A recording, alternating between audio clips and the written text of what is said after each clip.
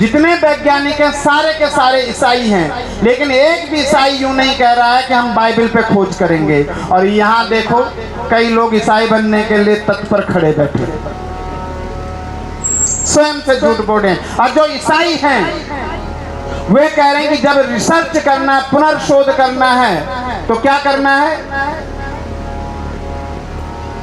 उन्होंने कहा तब केवल और केवल ऐसा करना है, रिसर्च करना है तो उन्होंने केवल वेद पढ़ो, पुराण पढ़ो, उपनिषद पढ़ो। कौन पढ़ रहा है? वो ईसाई पढ़ रहे हैं, जिनके सारे वैज्ञानिक ईसाई हैं। और अगर इस देश में और इस समाज में फिर भी कोई ईसाई बनने के लिए तत्पर है तो उससे बड़ा निकम्मा, उससे बड़ा मूर्ख इस देश में कोई नहीं। एक ने मुझे बोला कि महाराज आपको पता है यीशु मसीहा सूली पर चढ़ गए थे। मैंने कहा कितनी कीलें लगी थी?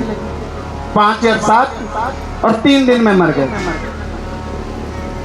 हमारे यहाँ भीष्म पितामह हुए, हजारों बाण शरीर पर लगे हुए हैं, बाणों की सेज, हजारों बाण। आप सोचो कि आपका पूरा शरीर बाणों से बंध गया, रक्त की बूंद बूंद निकल गई,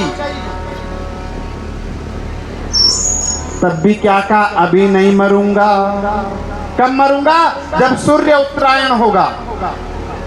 अभी सूर्य दक्षिणायन है, अभी स्वर्ग के द्वार बंद हैं। मैं कहीं नहीं मरूंगा। और अपनी मृत्यु को, और सिर्फ मृत्यु को ही मुट्ठी पर नहीं करके रखा कि चलो बीमार थे, बेहोश थे।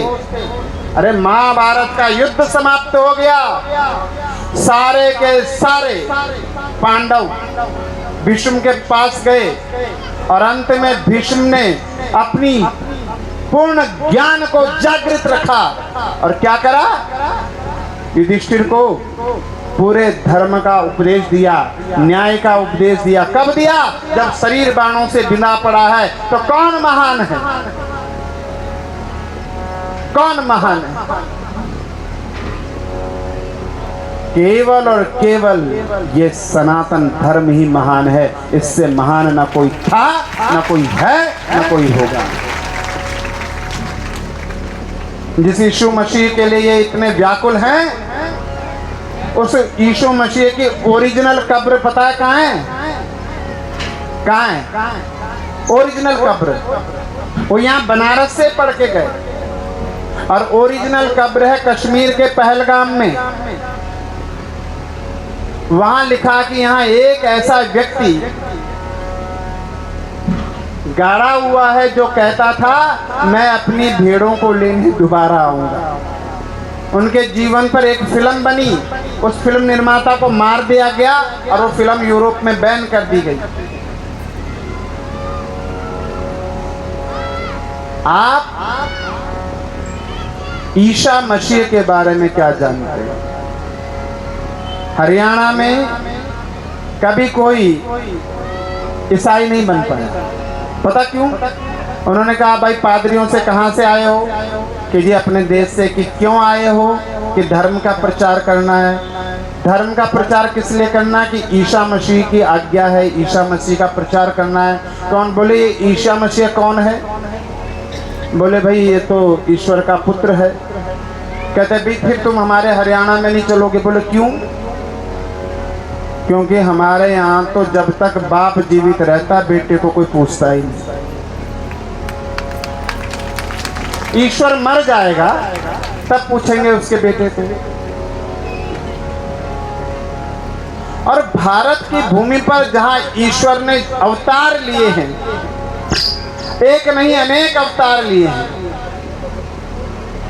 और बार बार अपने होने का आभास कराया है। 2013 में भयंकर तबाही आई केदारनाथ में। केदारनाथ के मंदिर का कुछ बिगड़ा? कहां से आई वो भीमशिला? किसने रोका उसे? और भारत की भूमि में रह करके अगर आपको ईश्वरीय तत्व का वो नहीं होता। मैं देख रहा था किसी ने मुझे एक वीडियो भेजा, कुछ मेरी माताएं एक भजन गा रही थी, मरियम ढूंढ रही किसी ने मेरा लाला देखा। मैंने कहा ईसाइयों में तो भजन कीर्तन होता ही नहीं है, तुम सनातन की आड़ लेकर कुछ कर लो। ईसाई मिशनरियां दक्षिण भारत में हमारे जैसा भगवा चोला पहनकर रुद्राक्ष में आगे क्रॉस लगा करके अपना नाम आचार्य स्वामी डेविडानंद लगा करके प्रचार कर रही हैं। ऐसे काल नेमियों से आपको बचना है। मैं फिर कह रहा हूं, अगर आपको केवल कील पर टंगे होने के आधार पर पूजना है तो भीष्म पितामह सर्वश्रेष्ठ व्यक्ति, 8वें वसु, जिस सनातन की शक्ति ने, और भीष्म ने क्या करा जीवन में, किसी की भक्ति ने करी, माता पिता की भक्ति करी। अब भीष्म को इच्छा मृत्यु का वरदान उनके पिता ने दिया है, किसी भगवान ने नहीं दिया। तो इसलिए आपके बच्चों से भी कह रहा हूं, युवा लोग यहाँ पर बहुत हैं, कि तुम्हारे भगवान हैं ये माता पिता। इनके मुख से तुम्हारे लिए जो निकल गया वो सत्य है, उसे परमात्मा भी नहीं काट सकता। आज व्यासपीठ से बोलकर जा रहा है। इसलिए अपने माता पिता को पहचाने।